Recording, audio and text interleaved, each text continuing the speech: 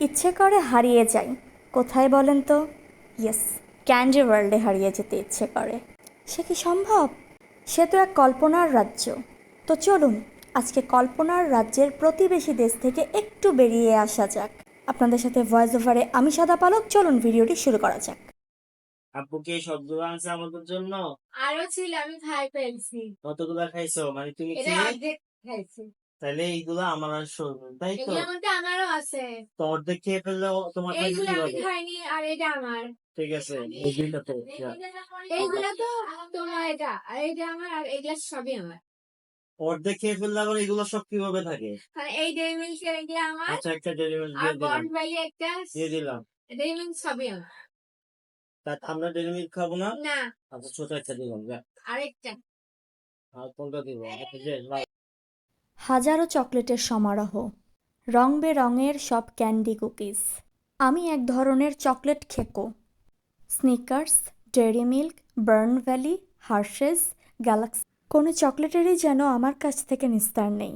আমার হাতের এই চকলেটটা টোটালি নিউ টু মি। একই ব্র্যান্ডের আরও 2-3টার ভ্যারিয়েশন এখানে ছিল। এই চকলেটগুলো সুদূর কলকাতা থেকে আব্বু আমাদের জন্য নিয়ে এসেছে। ডার্ক সবসময় আমার পছন্দ। এছাড়াও আমার আরেকটা পছন্দের brand Hershey's. It's also unknown to me because চকলেটের একটা পিকচারে দেখা যাচ্ছে এটা হোয়াইট প্লাস ভিতরে অরিও কুকিজ দেয়া। সো খুবই ইয়ামি হবে I guess. Chocolate candy cookies এসবের দর কষাকষি এবং গবেষণা করতে করতে মনে পড়ে গেল গতদিনে আমাদের কি প্ল্যানিং ছিল। তো দেখেন আমাদের প্ল্যানিং কি মনে হচ্ছে? দাওয়াতের কোনো ফ্যাক্ট? কার বাসায় বলেন তো? কিসেরই বা দাওয়াত? কেন এত আয়োজন? সব কিছু এক্সপ্লোর করব আমার বাকি ভিডিওতে। আর দেরি কেন, শুরু করা যাক এক টুকরো চকলেটের সাথে আমার দাওয়াত প্রিপারেশন। কি রেডি তো সবাই? কি রান্না হচ্ছে এখানে গেস করা যায়?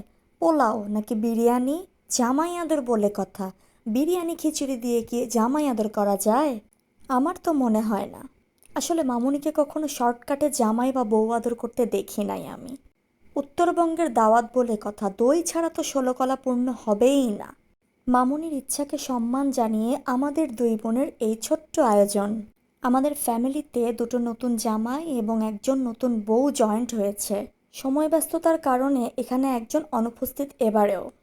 তো যাই হোক, মামুনির খুব ইচ্ছা ছিল সেই নতুন দুইজন জামাই এবং বউ তাদেরকে আপ্যায়ন করবেন, কিন্তু সে তো আর নেই আজকে আমাদের মাঝে। এই জন্য ঈদ ছুটি এবং তার ইচ্ছাকে প্রায়োরিটি দিয়ে আমরা দুই বোন রেডি করেছি ছোট্ট কিছু দাওয়াতের আয়োজন।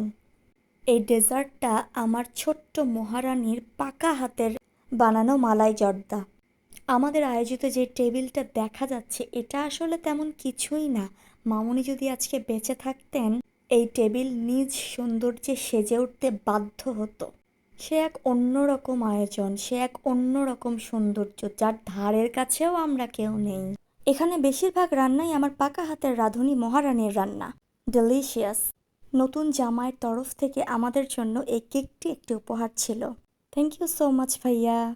পিচ্ছি হলে হবে কি, এমনি এমনি তাকে আমি পাকা হাতের রাঁধুনি বলি না, সে বোরহানিও বানিয়ে ফেলেছিল নিজের হাতে।